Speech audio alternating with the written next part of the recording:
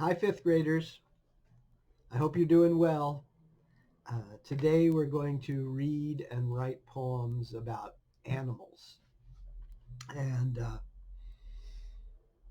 I usually like to start with the question, why would someone write a poem about an animal? I've gotten a lot of interesting answers to this question. Sometimes someone says, oh, because they had to. The teacher made them write a poem about an animal um, just for the fun of writing a poem. Um, People have said that they'd write a poem about an animal because they loved the animal or because the animal made them think about something or feel something and they wanted to try to, get across that thought or feeling. Uh, Writing a poem can be a way to try to understand an animal. Um, Sometimes the animal is a way to talk about something else. It's not the real subject. You're writing about an animal, but you're trying to get at some feeling, some idea that's only partly related. And my favorite answer to the question was, why would you write about anything else? I think a lot of you have already written poems about animals in the other weeks when we've done poetry. So I'm going to start with a poem called Dog. And I hope you get these poems so that you can see them on the page. Dog, uh, the title is in lowercase, and I don't know why that is, um, but I'll read the poem. Dog. Under a maple tree, the dog lies down, lolls his limp tongue, yawns, rests his long chin carefully between front paws, looks up, alert, chops with heavy jaws at a slow fly, blinks, rolls on his side, sighs, closes his eyes, sleeps all afternoon in his loose skin. So this poem is pretty much just a description of a dog. And what I hope you notice is that it's got all these action verbs in it. Uh, Dog lies down, lolls, which means relax, kind of lolls his tongue, yawns, uh, looks up, chops, blinks, sighs. All these are nice verbs. So there's plenty of action in the poem. And there's an image of the dog sleeping all afternoon in his loose skin. And I like that loose skin at the end of the poem. I don't know what the poet meant by it. To me, it kind of is this picture of this relaxed dog with the loose skin. And I read this poem as telling us kind of relax. Um, so the poem is simply a description, and you can write a poem about an animal just by describing what you see the animal do. Uh, Here's another poem. It's called The White Horse. It's very short, just 3 lines. Um, and in it is the word halter. And I can't get you to tell me what a halter is, so I'll tell you. The halter, you may know, it's the part that you put on a horse uh, that allows you to control the horse. It goes over the horse's mouth, nose, face, and there's a bit usually that goes into the horse's mouth. And when you have a halter on, you can lead the horse, you can ride the horse. Uh, but this poem is about the moment before that happens. The youth walks up to the white horse to put its halter on, and the horse looks at him in silence. They are so silent, they are in another world. Pretty simple. The youth walks up to the white horse to put its halter on, and the horse looks at him in silence. They are so silent, they are in another world. That moment of the look, and it's before the boy puts the halter on.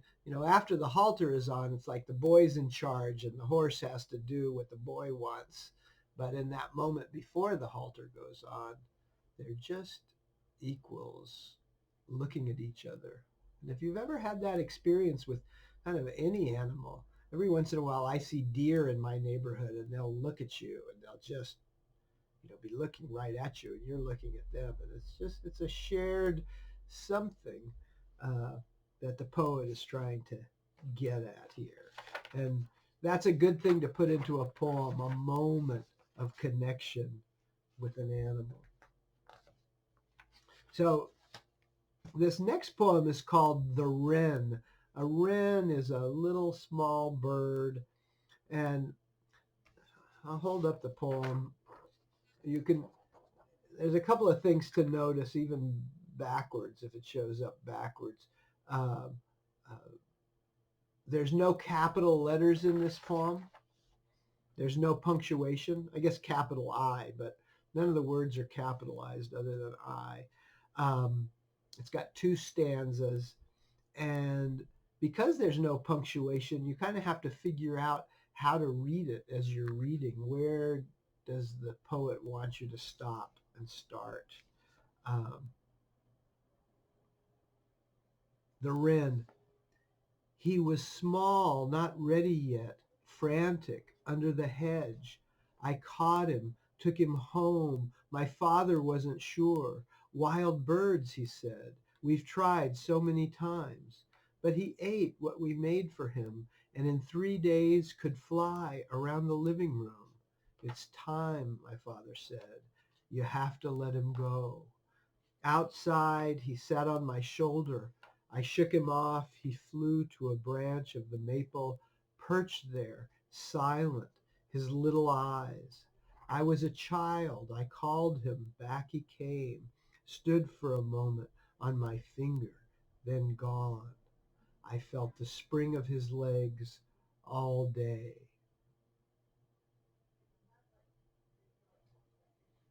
He perched there on my finger, then gone. I felt the spring of his legs all day. And, I think last time we talked about images and how an image is something you can see, but it's also sometimes got, you know, feeling, this image of the bird springing off and the poet feeling like just that residue of the experience on her finger afterwards, carrying that with her. Um, so I hope as you listen to me, you're trying to think of an animal that you could write a poem about. Um, what have you noticed about that animal? Uh, if you have a pet, that's great, but this could be an animal you've seen walking around, or you've gone to the zoo, or it could be an animal that you've kind of read about, or watched something on TV that had this animal, or it can be an animal that you imagine. Maybe you never seen a rhinoceros, but you got a picture in your mind of a rhinoceros and you want to write about it. So think about what could go in your poem. How does the animal look? How does the animal sound? How does it smell? How does it feel? How does it make you feel? Uh, what does it make you think? And if you can show the animal doing something with an action, that's really good. And if you can put in a surprise in your poem so that something unexpected happens, that's good. Um, Let me read a couple more poems. This poem is called My Cat. My cat slinks into a square of sunlight, stretches, and lies down. Her black fur looks like the sky on a spooky night. Her white paws remind me of a joke. When I lay my head beside her, she smells like a bowl of cornflakes. I scratch her ears. They twitch for me to do it again and again. My homework waits on the table. I could lie here all day. She looks at me as if she knows my thoughts but doesn't care. Then she climbs up on my stomach. I am hers. She is mine. Until the sun moves off, or I get up, or either of us hears a call we can't ignore. My cat breathes on my breathing chest. Which breath is whose? Whose breath is which? My cat breathes on my breathing chest. So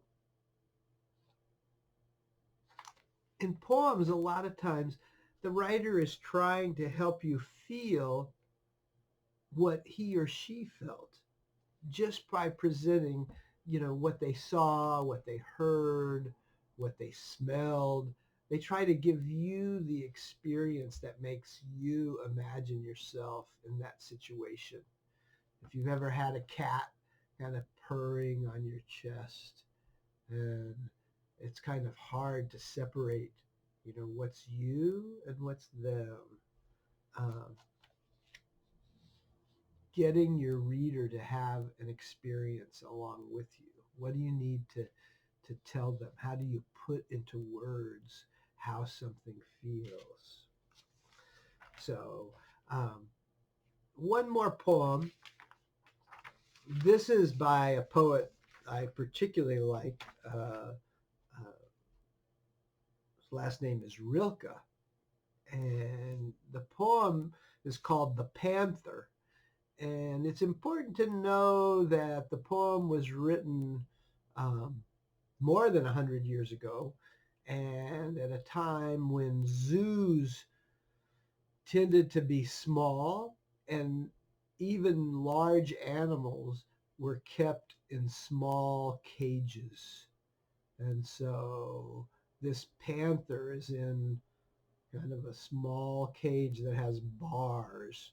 And I imagine this was the zoo in Paris, and the poet came and looked at this panther in this small cage going back and forth. And he had some thoughts about the animal. The panther. His vision from the constantly passing bars has grown so weary that it cannot hold anything else. It seems to him there are 1,000 bars, and behind the bars, no world. As he paces in cramped circles over and over, the movement of his powerful soft strides is like a dance around a deep hole in which a mighty spirit is trapped. Only at times the curtain of the eyes lifts quietly. An image enters in, rushes down through the quivering muscles, plunges to the heart, and is gone. So what's interesting about this poem to me, there's many things, but there's that line, it seems to him. And what that line does is it takes you on the inside. First, you're watching the panther. His vision from the constantly passing bars has grown so weary that it cannot hold anything else. It seems to him there are 1,000 bars, and behind the bars, no world. We're looking out through the bars from the panther's point of view. That's an interesting kind of shift. And then we see him from the outside again as he paces in cramped circles. Uh, but then we kind of go back inside, and it says the curtain of the eyes lifts quietly, an image enters in. Now, the poet doesn't tell us what that image is. So it's up to you to think about, what do you imagine that goes through the mind of a panther while it's pacing back and forth in this too small cage with all these bars. So that's something you can do when you write a poem. You can imagine beyond what you know, to create possibilities that the reader can also imagine. So today you're going to write a poem about the animal of your choice. It can be a real animal that you know, like a pet or a friend's pet, or it can be an animal you've seen, like a bird in your yard, or wild turkeys walking the streets of Berkeley, or a chimpanzee at the zoo, or it can be an animal you've read about or seen on TV. It can be an animal that you imagine. But try to show the animal in action. Give the reader the best idea you can of what that animal is like, what it means to you. Try to use details that appeal to the senses. And if you can put in a surprise, that's good too. So I'm really looking forward to seeing your poems, and have fun writing poetry.